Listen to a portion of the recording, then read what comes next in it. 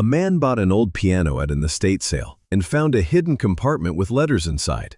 What he pulled out of that false bottom would not let him sleep for the rest of the week.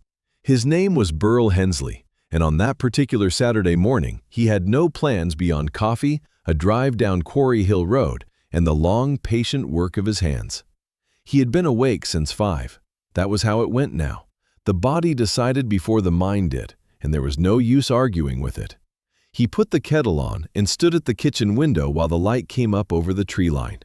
His neighbor, Earl Phipps, had his truck running in the driveway across the road, exhaust smoke rising straight in the cold air. Earl always let it idle too long. Burl had mentioned it twice and given up. Some things you leave alone. The coffee came out strong. He poured it into the same mug he had used for 11 years, a plain white thing with a chip on the handle that he kept meaning to throw out. He carried it to the workbench by the back window and looked over the piano action he had been cleaning the night before. A Chickering baby grand from the 1940s, brought in by a woman from Torrington who had inherited it and couldn't say whether the hammers had ever been replaced. They had not. Burl had told her 3 months and $400. She said fine and did not look like she would care either way.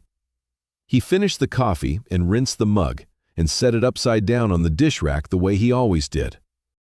Then he went to the workshop, a converted carriage house behind his cottage, 18 feet by 24, insulated by him in the fall of 2001, heated by a cast iron stove in the corner that took 20 minutes to get going, and then held heat better than anything he had bought in a store. He put 3 pieces of split oak in and opened the damper and went back inside to get his coat. There was an estate sale listed in that morning's Litchfield Register, the Talcott farmhouse on Quarry Hill Road, about 3 miles out. Burl knew the property. Colonial-era house, white clapboard, stone foundation. The Talcott family long gone. No one living there full-time since Edna Talcott went into assisted living back in 2009. The heirs were selling everything, and the listing mentioned furniture, books, kitchen goods, farm tools, and, this was the line that got him out of bed on a cold morning, musical instruments. He drove out there in his Ford F-150, the truck throwing up a thin spray from the wet gravel shoulder. Quarry Hill Road ran along the base of a long ridge that separated his part of the county from the dairy farms to the west. Stone walls crossed the fields every few hundred yards, running on no logic he had ever figured out except the logic of who had owned what and when. Most of those farmers were 3 generations gone. The walls stayed. The sale was already half picked over when he pulled in at 8:30. Tables set up in the yard and through the open front rooms, china and flatware, wool blankets, a butter churn with a hairline crack up the stave. An older woman in a down vest was writing tags with a pricing gun that clicked every time she used it. Her name tag said Helen in block letters. She had reading glasses pushed up on her forehead that she never brought down. Burl walked through the kitchen and into the front parlor, and there it was, pushed against the wall beneath a faded portrait of someone's great-grandmother in a high-collared dress. A Steinway upright, circa 1912, maybe 1915. The veneer was lifting at the lower corners. 2 keys had lost their ivory covers and showed bare wood beneath. The fallboard was scratched, the finish dull and checked, the whole instrument carrying the kind of neglect that comes not from cruelty, but from 40 years of nobody playing and nobody caring. But the plate was intact. He could see that from across the room. And when he crouched and looked along the bottom edge of the soundboard with the small flashlight he always carried, he saw no cracks. None. Just the honest aging of good spruce. His heart did a small thing it did sometimes when he found something worth saving. He paid $200 cash to Helen, who wrote him a receipt with the pricing gun. A younger man named Dennis from down the road helped him load it. Earl Phipps's nephew, 19, in a flannel shirt with a tear at the elbow and boots that were 2 sizes too big. He helped without complaint and didn't try to make conversation, which Burl appreciated. By 11:30, the Steinway was in the bed of the truck, wrapped in moving blankets, the tailgate locked down with a length of yellow rope. Back at the workshop, he set the piano down on the rubber mat and Dennis left. Burl closed the door and stood for a moment looking at the instrument. The stove had been running 3 hours. The shop was warm. He hung up his coat. Standard teardown first. He lifted off the fallboard and set it against the wall. He drew out the action assembly, the whole mechanism of hammers and dampers sliding forward on its rails the way it was designed to do, and set it on the long work table under the fluorescent light. Every felt head worn down to a groove, deep as a finger joint in the worst of them. All 88 would need replacing. He made notes on a pad with a stub pencil. Then he turned back to the case. He crouched and looked at the bottom board, the piece of wood that covered the very base of the interior cavity. On a Steinway upright of this vintage, that board should sit flush with the interior frame, roughly flush, within 1/8 of an inch either way. This one sat 1/4 inch high. He ran 2 fingers along the seam and felt a faint ridge. He tapped it with one knuckle. The sound came back hollow. Burl went still. He picked up a flathead screwdriver from the bench and worked it slowly along the seam on the right side. The board resisted, then gave with a soft pop, one corner lifting free. He worked the other corners loose the same way and lifted the false bottom out. He set it aside. Inside the cavity, laid flat in the space between the false floor and the real one, was a bundle wrapped in oilcloth tied with kitchen twine. It was perhaps 2 inches thick and 1 foot across. He looked at it for a moment without touching it.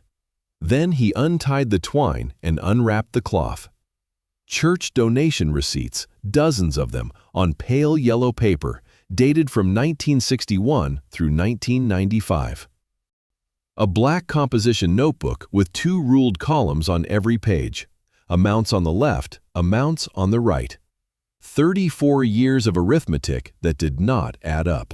An airmail letter on paper so thin he could see his hand through it, typed, dated the 14th of March, 1978. We have no record of any donations received from Millbrook Congregational Church in the previous 12 months. Please verify your records. And at the very bottom of the bundle, a single sheet of lined notebook paper folded twice, handwritten in a cramped and unsteady script. I have counted what we gave and what you sent, and the numbers do not match.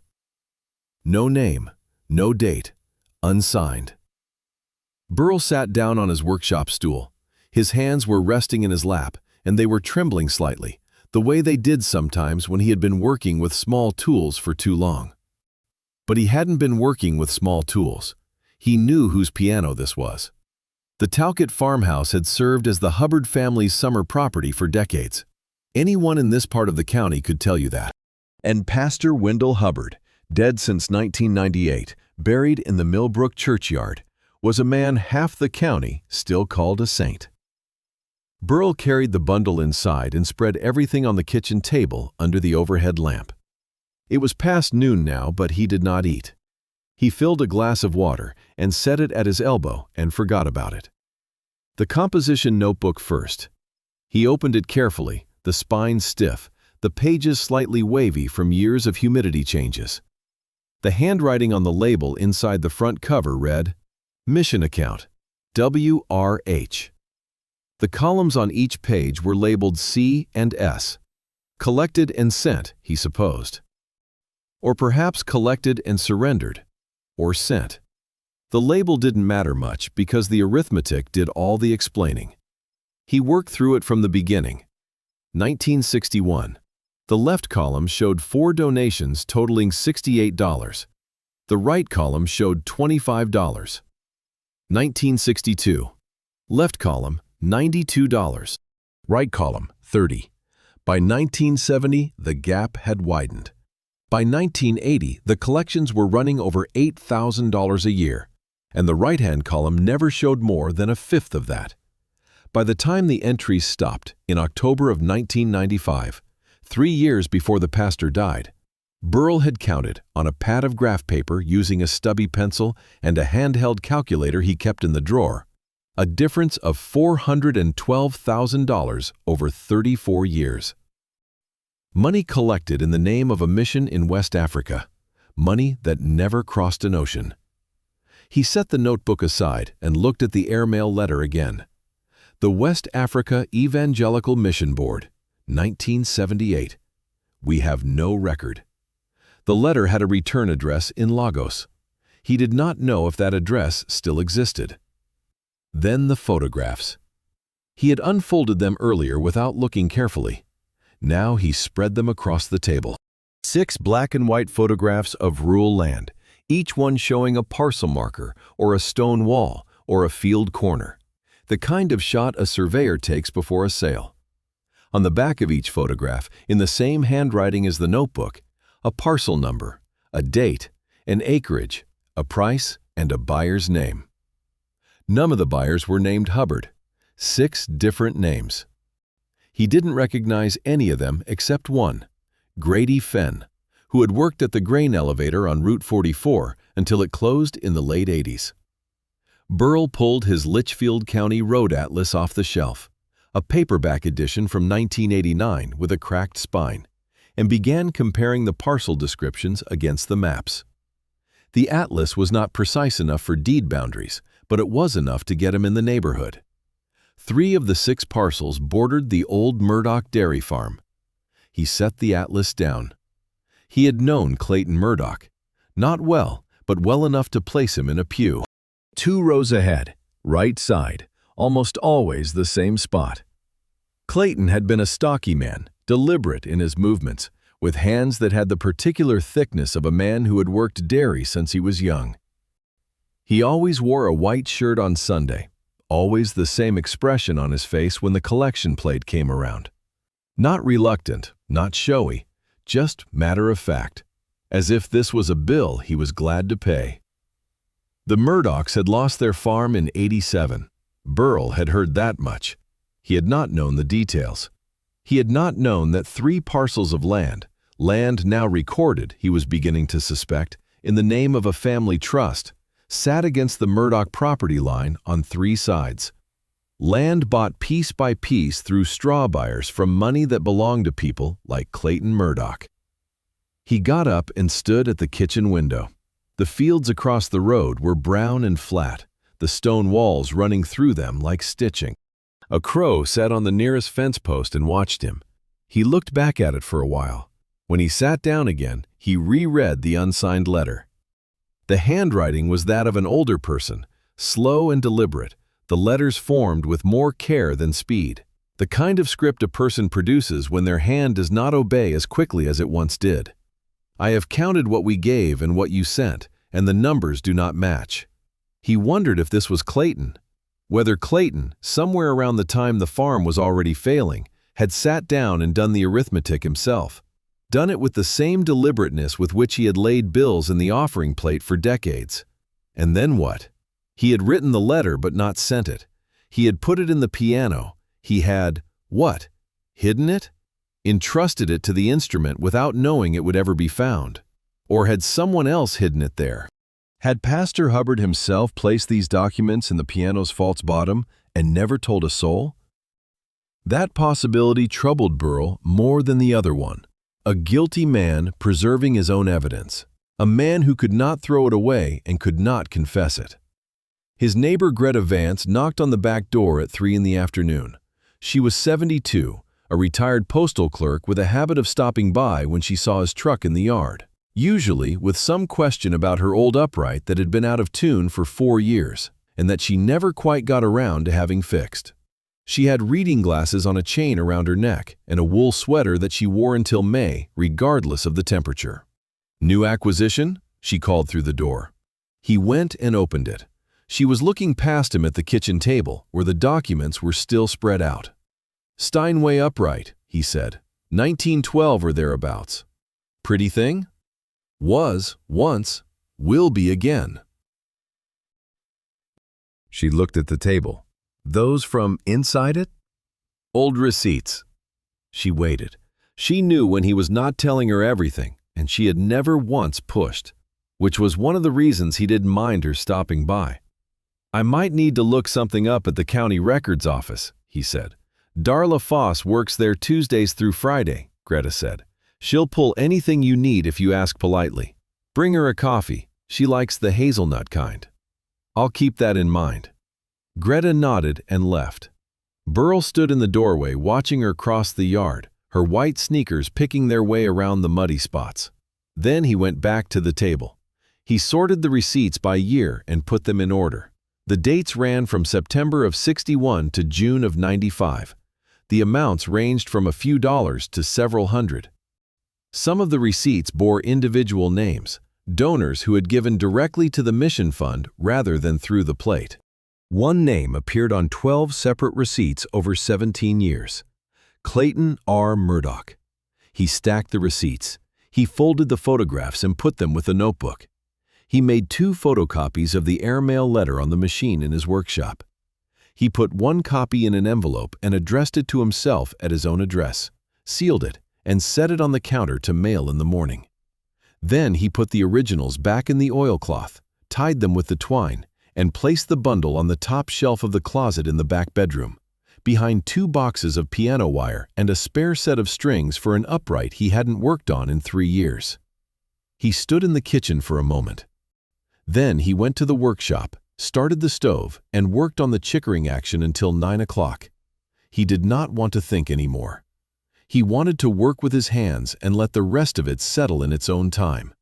Tuning pin by tuning pin. That was how you found out what something was worth. He drove to the county land records office in Litchfield the next morning, a Tuesday, and got there when the building opened at 8:30.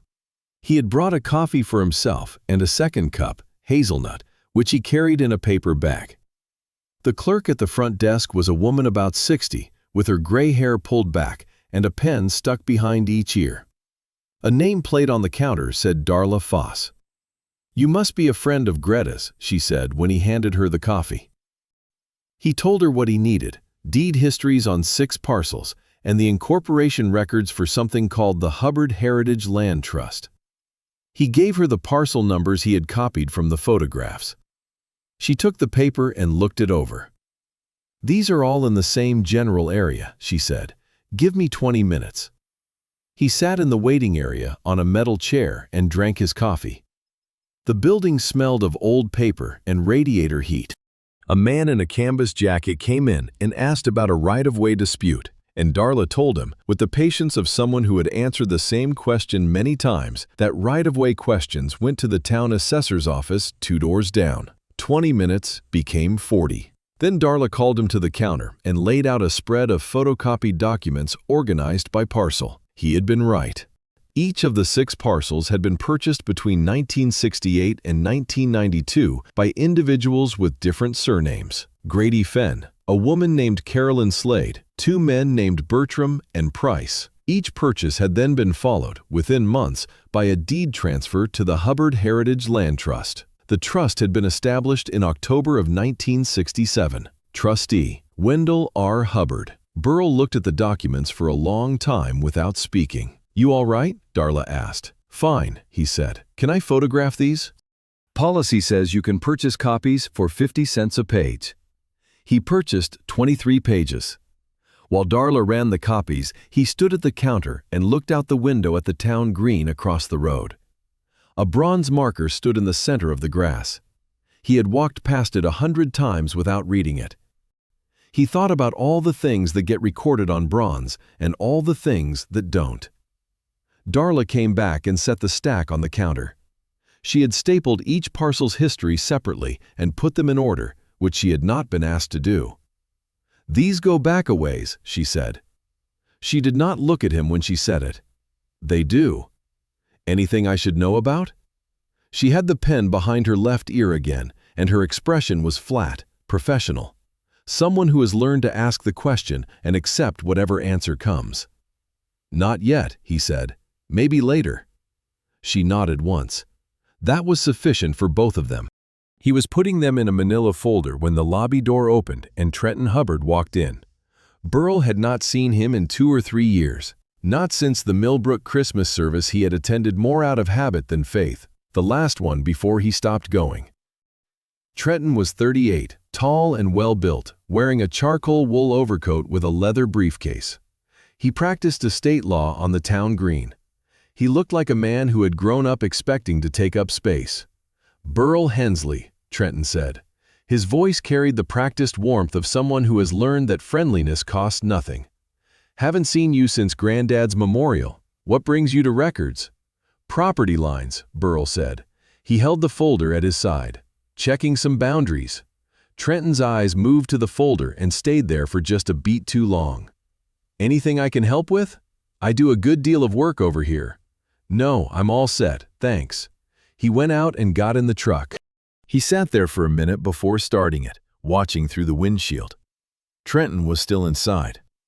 Burl could see him through the plate glass window, already at the counter with Darla, leaning in to say something.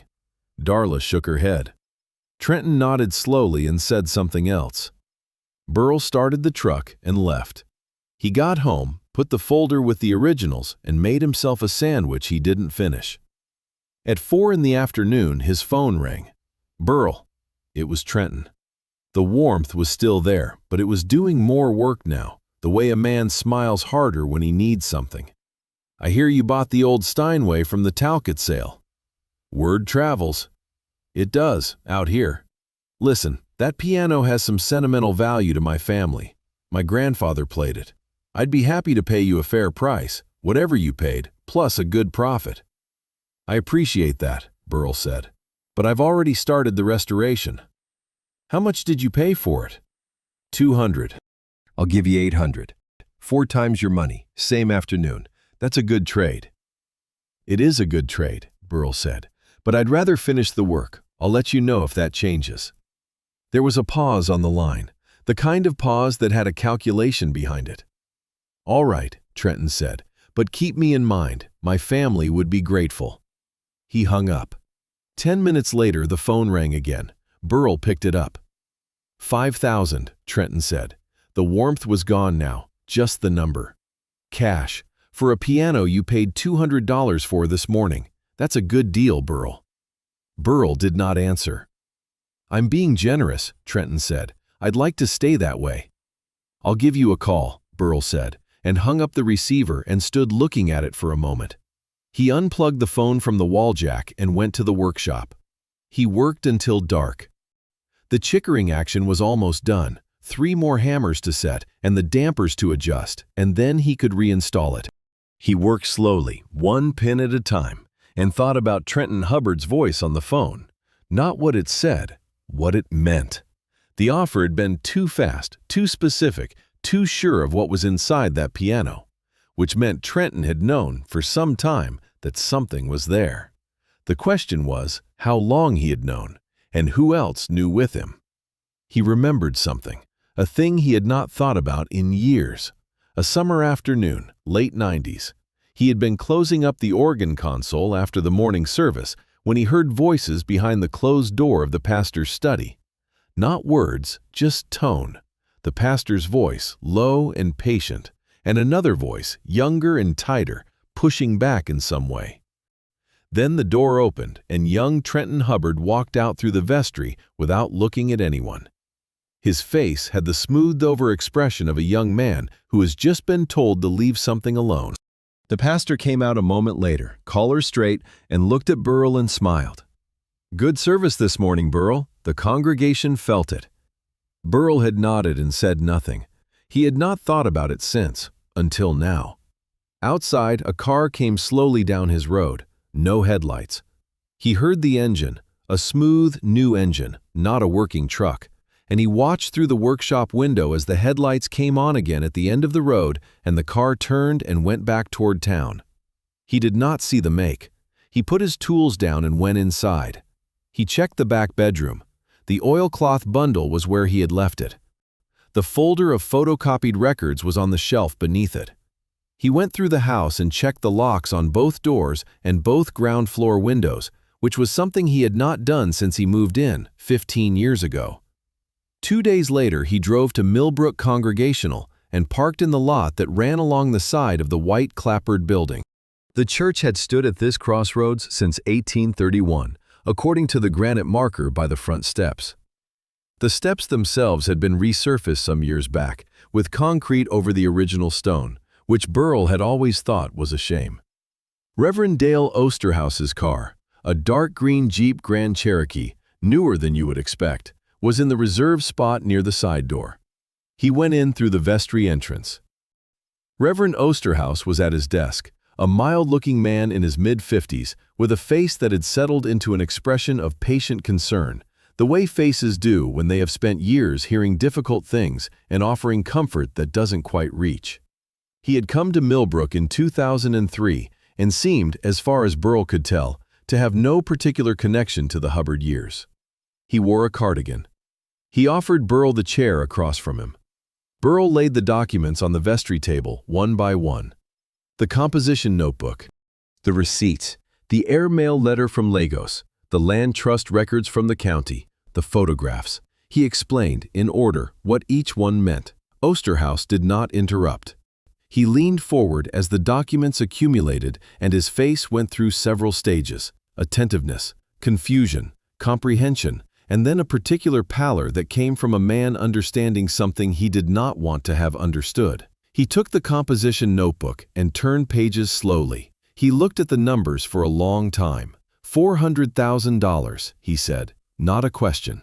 Over 34 years, my rough count. Osterhaus set the notebook down. He picked up the airmail letter and read it again and set it down. He folded his hands on the table. Brother Hensley, he said, this is a grave matter, a very grave matter, and I don't doubt what you've assembled here. He paused. He had the manner of a man choosing words the way you choose footing on ice.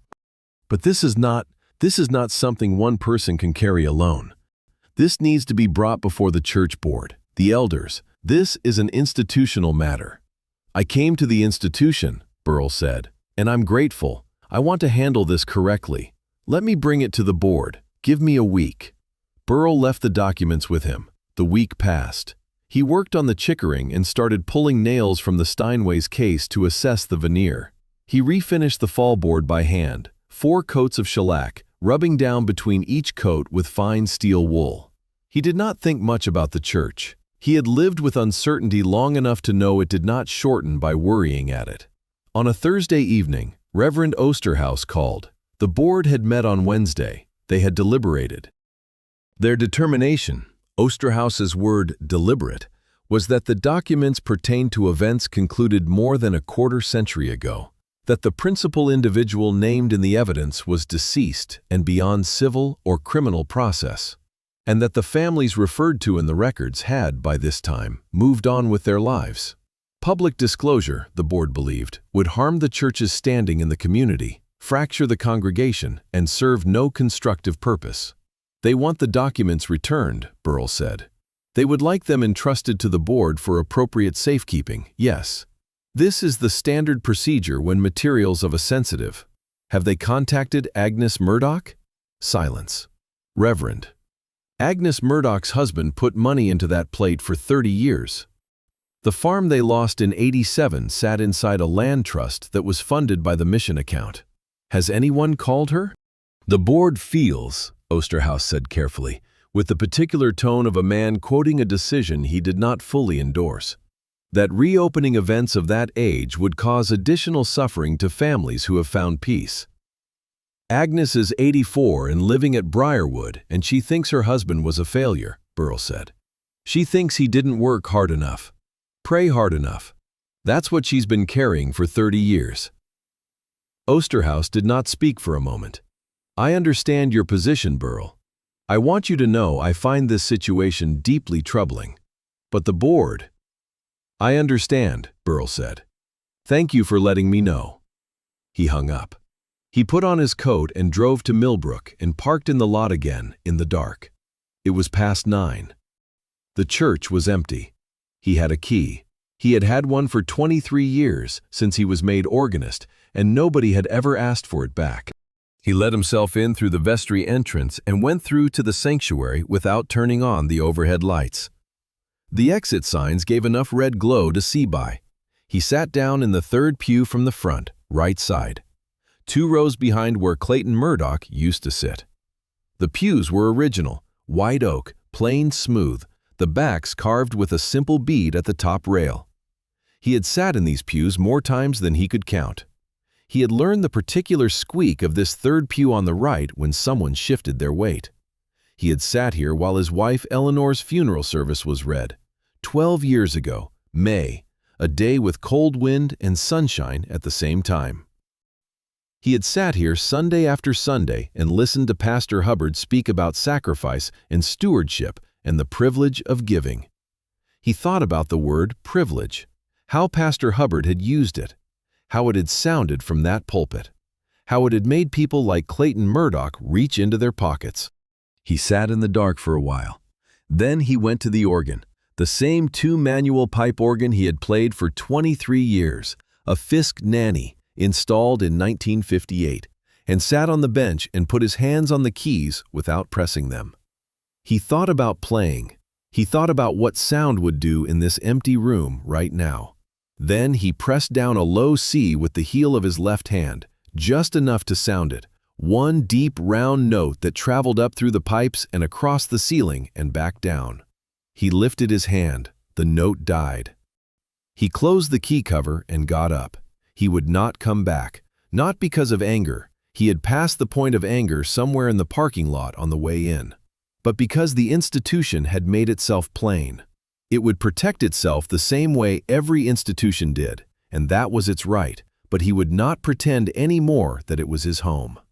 He drove back to his cottage. He got the oilcloth bundle from the closet. He sat at the kitchen table and wrote down in order what he intended to do. He did not need the church's permission. He did not need the board's blessing.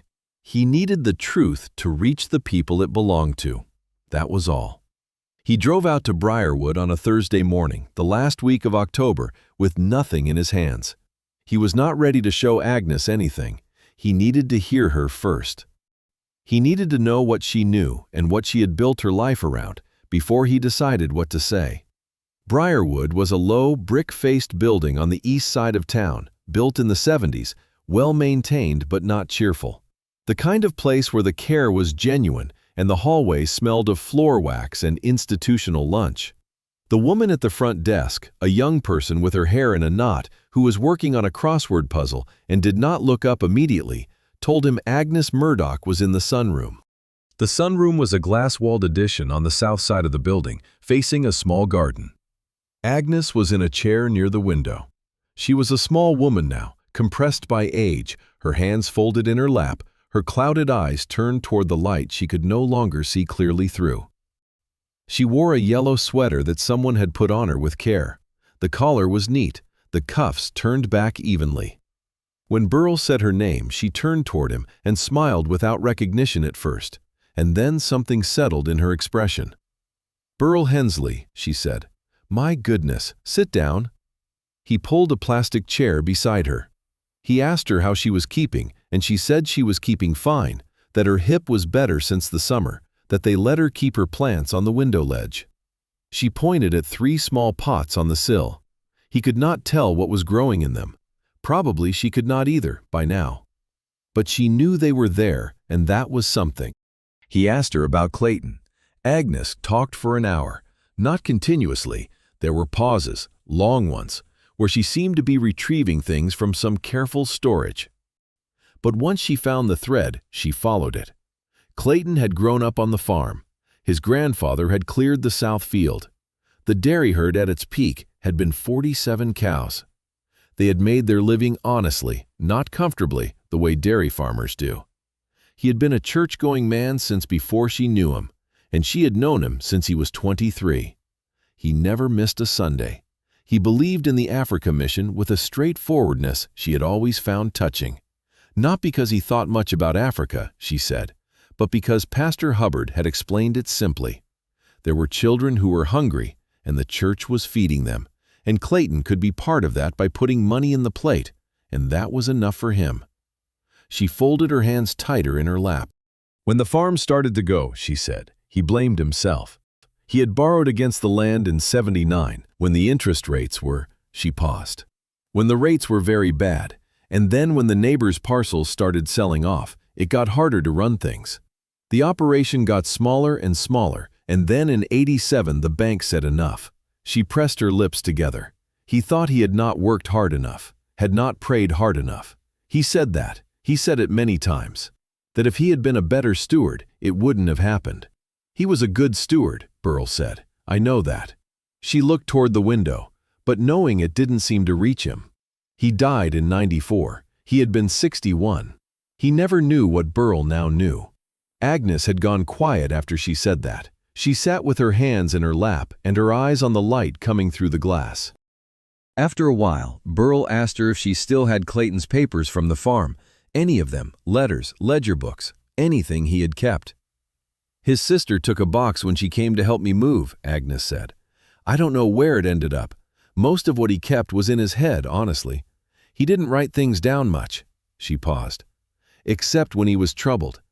When he was troubled, he would sit at the kitchen table with a piece of paper and a pencil, and he would write things out, just to see them, like arithmetic. He said that seeing the numbers on paper made them real in a way that thinking about them didn't." Burl sat with that. "Was he troubled at the end?" he asked. "Before he got sick?" Agnes turned toward the window again. "For a while, yes. About 85, 86. He was quieter than usual. He checked the mail more than he needed to. He wrote a few letters, I don't know to who, he never said." She paused. "He wasn't a man who shared his worries. He thought it was a burden to share them." Burl nodded, though she could not see him. Burl drove home with the windows cracked in the cold air, thinking about that. About a man who dies at 61 believing he was a failure, when the truth was that the land around him had been quietly consolidated by the man who stood at his pulpit every week and thanked him for his generosity. The legal threat arrived the next morning. It came on cream-colored stationery with Trenton Hubbard's letterhead, a clean serif font, an address on the town green.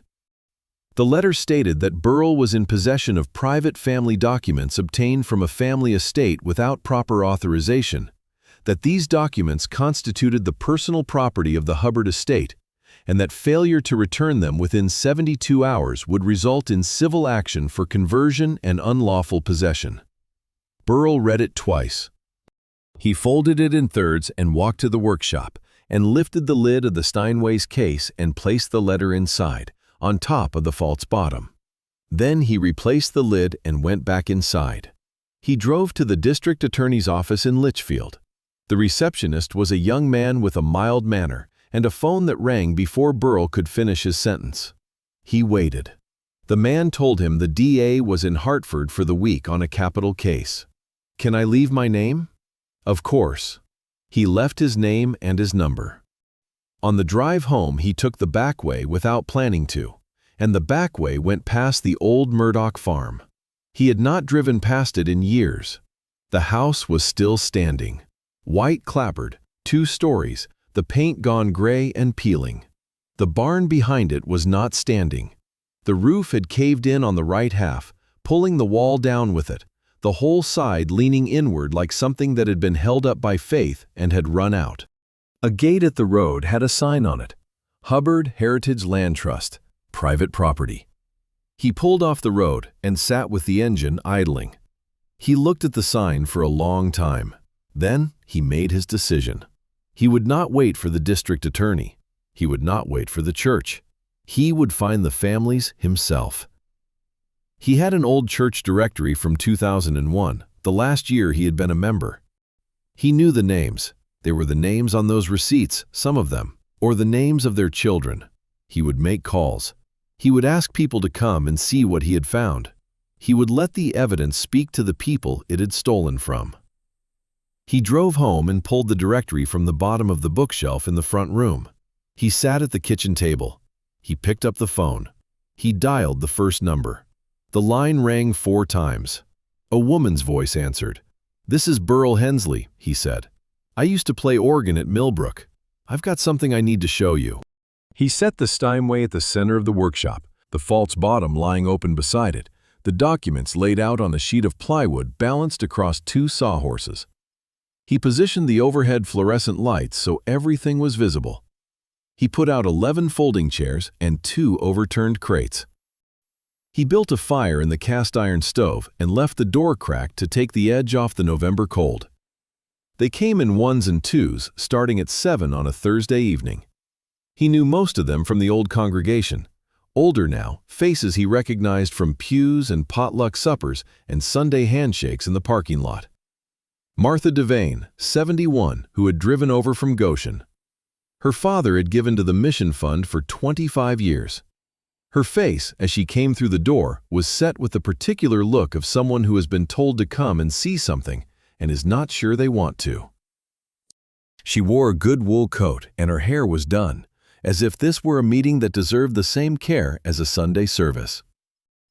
There was Robert Calhoun, 64, a former dairy farmer from Bantam, and his wife Louise, who came in behind him and stood close to his shoulder the way a person stands when they expect bad news. There was a couple named Whitfield, who had come from Washington in the northwest corner of the county. There was a thin man with a hearing aid and a plaid shirt who had been in the choir for 30 years and whose name Burl remembered was Chester. There was a woman he didn't recognize until she introduced herself as the daughter of a man named Howard Fitch, who had been one of the church deacons and one of the names on the receipts. 11 in all. Burl stood in front of the piano and waited until they had all settled. The workshop smelled of wood shavings and linseed oil and the dry heat from the stove. Somewhere near the back, a piano wire hummed faintly as the warmth changed the tension in it. Nobody spoke. "I'm going to show you what I found," he said. "Then I'll answer questions. I'd ask you to let me go through it all first." He began with the piano itself. He showed them the false bottom, explained how he had found it, explained the quarter-inch discrepancy in the board height. He was a craftsman describing a mechanism, and he used the same voice he used for that, patient, exact, without drama. Then the documents. He took them in order, the composition notebook, reading off the column headers and the yearly totals. He gave them the cumulative figure, $412,000, and paused and let that settle. He passed around the airmail letter from Lagos so each person could hold it and read it. He showed them the photographs of the parcels with the notations on the back. He laid out the photocopied deed records from the county, tracing each parcel's journey from individual buyer to trust name. He drew the boundaries on a hand-sketched map with the trust parcels in red pencil. 3 of the 11 people in the room had family land that now sat inside those red lines. The room was quiet. Not the quiet of people being polite, the quiet of people absorbing something that requires time. Martha Devane had been watching the ledger since he set it on the plywood table. She reached out and turned it toward her and ran one finger down the left column, the collected side. Her fingers stopped at a line. She turned the notebook so Burl could see where she was pointing. He looked. The entry was dated June of 1981. $47, a designation that said Special, Whittle Fund, Summer Drive. Her father's name was Whittle. He had not been sure until now. The tears came without sound. She did not wipe them. She sat with her hands in her lap, and the tears ran down her face, and she looked at the ledger without turning away. Nobody spoke. Then Burl took out the final piece, the unsigned letter. He unfolded it and held it up so the room could see the handwriting. He read it aloud. "I have counted what we gave and what you sent, and the numbers do not match." He set it down. Robert Calhoun said very quietly, "That's Clayton Murdoch's hand." Louise Calhoun looked at him. "Are you sure?" He wrote it the same way he wrote everything. "Look at the way he loops the G. That's Clayton." The door opened. Trenton Hubbard stepped in from the November cold, his wool overcoat dark with the night air, his leather briefcase in one hand. He had heard about the meeting. In a county with 1,700 people and a general store that served as its own telephone exchange, someone always talked. He stood in the doorway and looked at the 11 people, and at the documents on the table, and at the open piano case behind them. His face was pale and composed, and something underneath the composure was working very hard. "This is slander," he said. His voice was lawyer-controlled, even, weightless, designed to fill a room without heat. "My grandfather was a man of God. He built this congregation from 40 members to 300. He served this community for 40 years. Nobody answered him. "Whatever you think you found," Trenton said, You're looking at old paper and old arithmetic, and you're drawing conclusions about a dead man who cannot defend himself." Burrell did not argue. He simply picked up the composition notebook and walked to where Trenton stood and held it out to him. "Sit down and read it." Trenton did not sit, but his eyes went to the notebook. He stood there for a long moment, and then he took it from Burrell's hands and looked at the columns. He turned pages. He went through a year, 2 years, 5 years. He turned to the last entry and looked at the total at the bottom of the final page, which Burrell had circled in pencil. $412,847. He looked at the airmail letter. He read it without picking it up. His jaw tightened.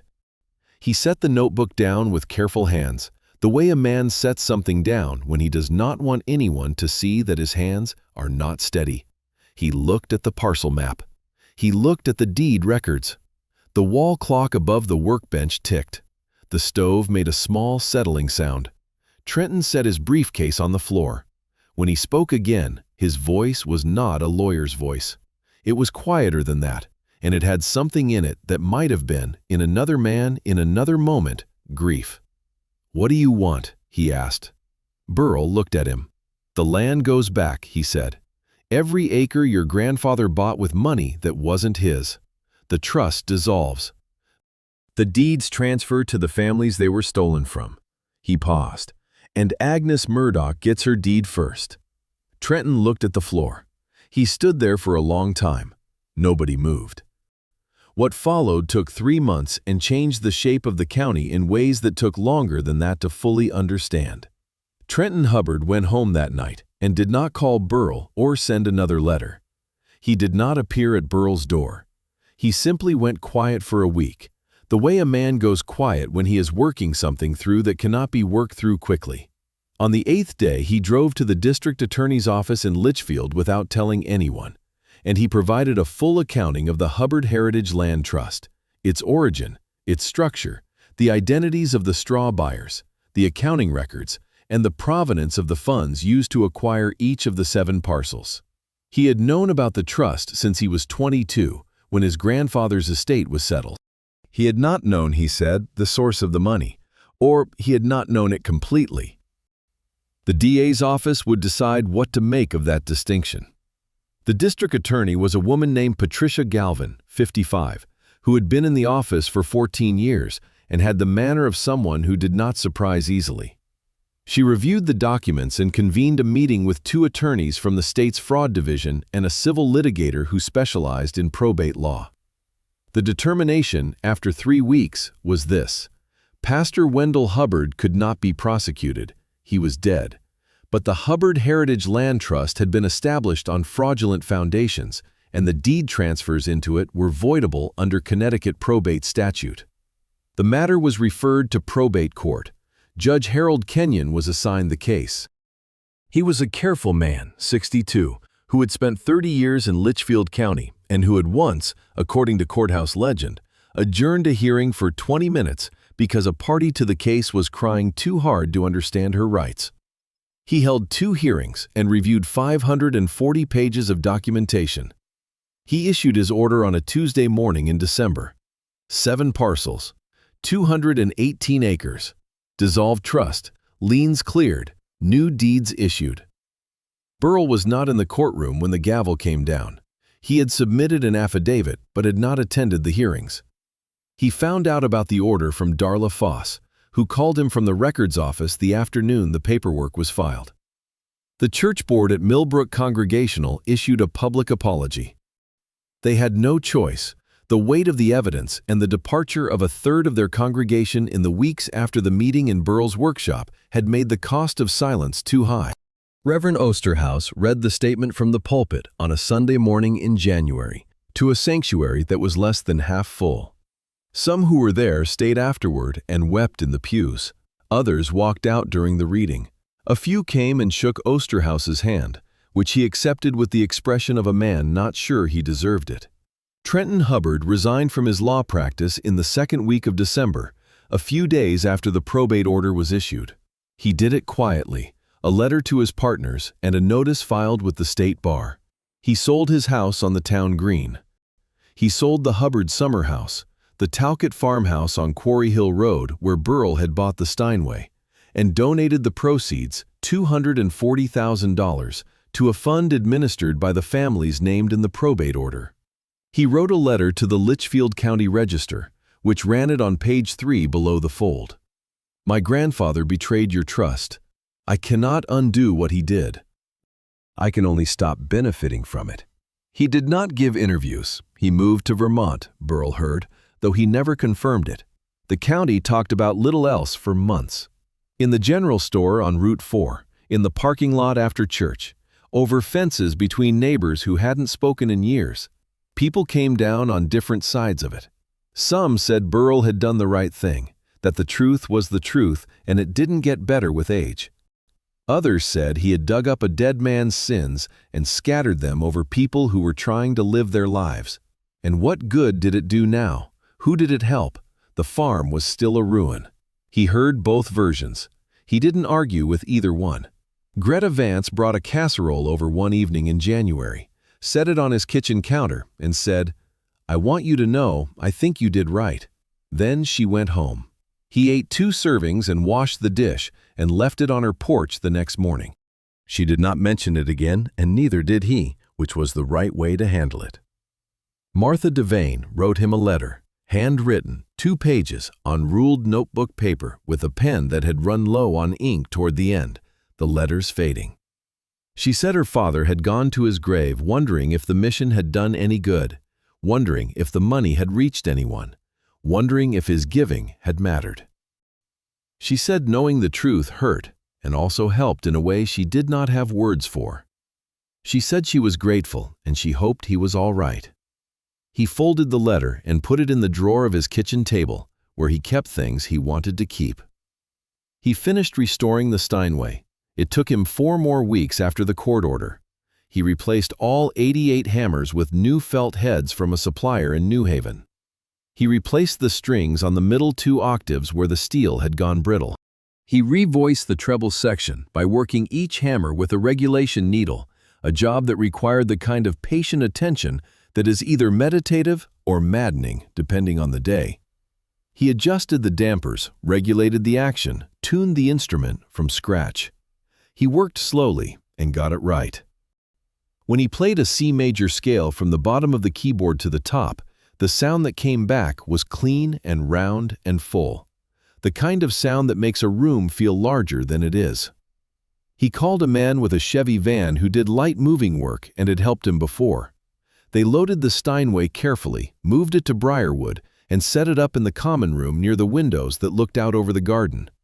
Getting it through the hallway had required removing the legs and sliding the case on furniture blankets, while the maintenance man, a quiet fellow named Ray, who had a key ring the size of a hubcap, held the door frames clear. It took the better part of 2 hours, and nobody complained. The staff seemed pleased.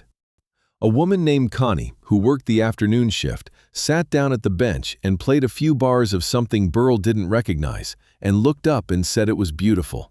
He told her it was a Steinway upright from around 1912, fully restored, that it had been sitting in a farmhouse for 40 years doing nothing, and that it had a very good sound for its age. She looked at it the way people look at something they are going to take care of properly. Agnes Murdoch's room was down the hall. She did not play piano, and her eyes were too clouded to find the keys if she tried.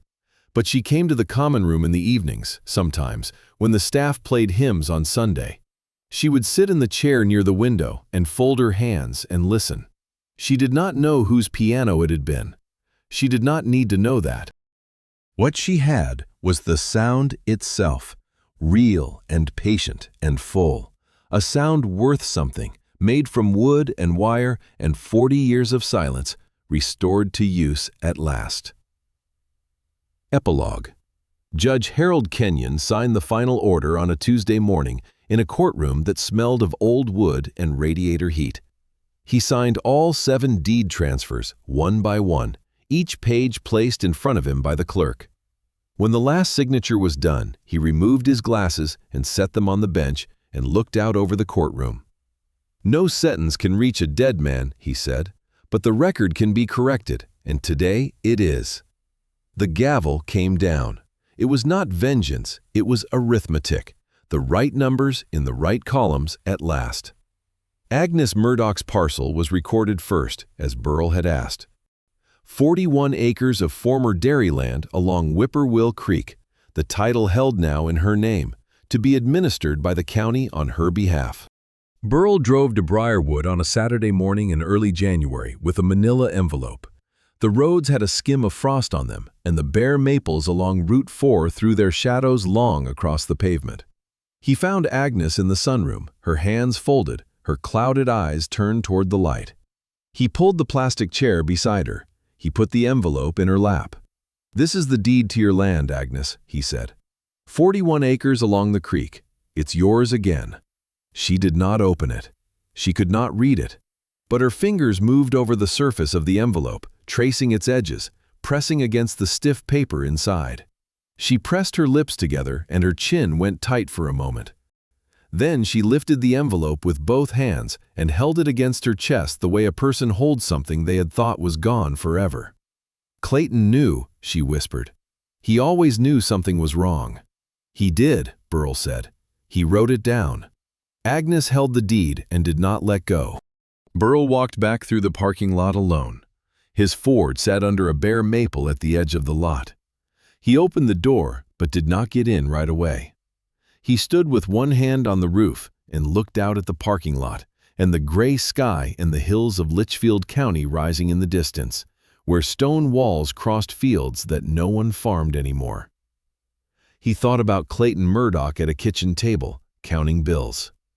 He thought about a piano with a false bottom and the silence that had lived inside it for 40 years. He got in the truck. He did not start the engine.